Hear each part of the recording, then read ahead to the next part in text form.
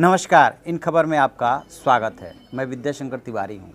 कल से देश के मानचित्र पे दो नए संघ शासित प्रदेश उभरेंगे, जम्मू कश्मीर और लेह लद्दाख। इस तरीके से अभी तक जो देश में 29 राज्य और 7 संघ शासित प्रदेश थे, तो राज्यों की संख्या में से एक कम हो जाएगी, 28 राज्य हो जाएंगे। अब सवाल ये उठ रहा है कि कल ही का दिन क्यों चुना गया। तो कल का दिन सरकार ने बहुत सोच समझ करके चुना है। जम्मू कश्मीर पुनर्गठन बिल जो पास हुआ था, उसके तहत ये तय हुआ था कि ये कानून पूरी तरह से 31 अक्टूबर 2019 को अस्तित्व में आ जाएंगे। दरअसल 31 अक्टूबर को जो देश के पहले गृह मंत्री थे और जिन्होंने रियासतों का एकीकरण किया, भारत में मर्जर कराया और जिनका जन्म दिवस अखंडता दिवस के रूप में मनाया जाता है, सरदार वल्लभ भाई पटेल, उनकी जयंती है। इस वजह से 31 अक्टूबर का दिन चुना गया है। अब वहाँ पे दो कल उपराज्यपाल जो है वहाँ पे कार्यभार संभाल लेंगे। उसमें से एक जो है गिरीश चंद्र मुर्मू हैं और दूसरे जो है राधाकृष्ण माथुर जो है। लेह लद्दाख देखेंगे राधाकृष्ण माथुर, जबकि मुर्मू देखेंगे जम्मू कश्मीर।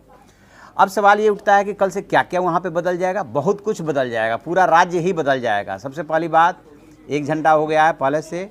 अब उसके बाद दूसरा परिवर्तन क्या होगा कि अभी तक वहाँ के जो आधिकारिक भाषा थी वो उर्दू थी। कल से वो आधिकारिक भाषा जो है हिंदी हो जाएगी और हिंदी में कामकाज होने लगेगा। दोनों संघ शासित प्रदेशों के जो है एलजी अलग अलग काम करने लगेंगे।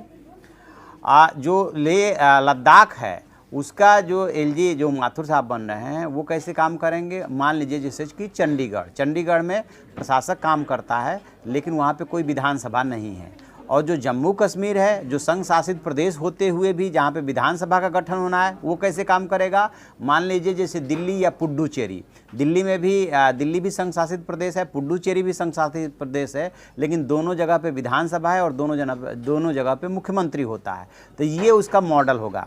अब ये सवाल उठता है कि और क्या क्या वहाँ पे बदलाव होंगे। तो सबसे जो बड़ा बदलाव होने जा रहा है कि 106 नए कानून पहली बार जम्मू कश्मीर और लद्दाख में लागू होंगे, जो कि अभी तक लागू नहीं हो रहा था। उसमें आरटीई जैसे कानून भी है, जैसे कि उसमें यदि हम काउंट करें कौन कौन सी कानून है, जैसे इसमें आधार है, आधार अभी तक वहाँ लागू नहीं था। मुस्लिम विवाह विच्छेद कानून है, शत्रु संपत्ति कानून है, मुस्लिम वुमेन प्रोटेक्शन कानून है, भ्रष्टाचार निरोधक अधिनियम है, आरटीए राइट टू एजुकेशन वो तक लागू नहीं था, विसिल ब्लोअर, बहुत सारे ऐसे कानून हैं जो वहाँ पे लागू हो जाएंगे।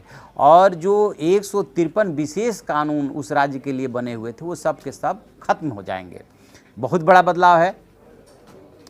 और ये उसमें एक और ये बदलाव होने जा रहा है, या एक तरह से नया पूरा सेटअप बनेगा, वो ये कि JNK पुनर्गठन अधिनियम का जो सेक्शन 47 है उसके मुताबिक नई विधानसभा का गठन होने के बाद नई सरकार किसी एक या उससे अधिक भाषाओं के प्रशासन के कामकाज की भाषा चुन सकेगी। मतलब कि जो विधानसभा का गठन होगा, जो नई सरकार आएगी, उसको ये ऑप्शन दिया गया है कि आप चाहें तो नई कामकाज का नई भाषा भी चुन सकते हैं। लेकिन फ़िलहाल जो है कल से हिंदी लागू होने जा रहा है। वहाँ के आधिकारिक भाषा, कामकाज की भाषा जो है हिंदी हो जाएगी।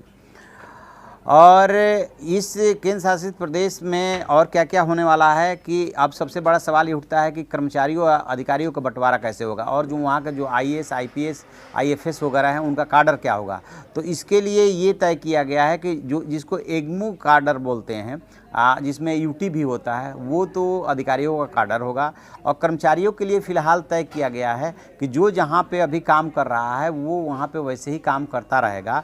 और अब LG जब वहाँ का कार्यभार संभाल लेंगे तब वो तय करेंगे कि कैसे क्या करना है, कैसे दोनों राज्यों में और संपत्तियों वगैरह का बंटवारा होना है।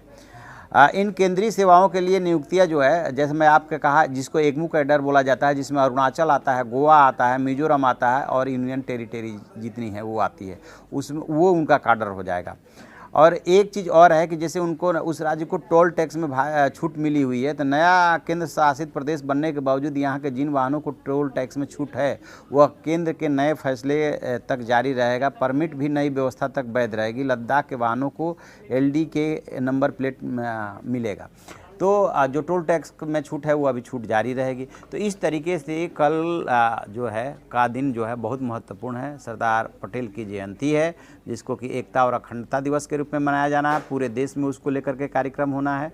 प्रधानमंत्री खुद वहाँ पे पहुँच रहे हैं जहाँ की उनकी स्टैचू लगी हुई है सरदार पटेल की, और जम्मू कश्मीर एक तरह से एक नए स्वरूप में उभर करके आएगा।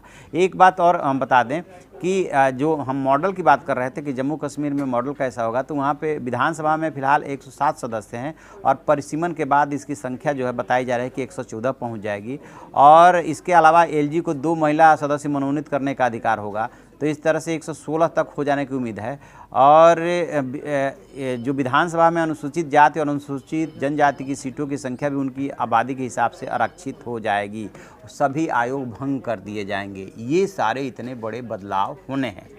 तो जैसे ही कल ये बदलाव होगा और कोई अपडेट मिलेगा हम आपको बताएंगे। आप देखते रहिए हमारा डिजिटल चैनल इन खबर। Thank you. इन खबर चैनल को सब्सक्राइब करें और बेल आइकन दबाना ना भूलें।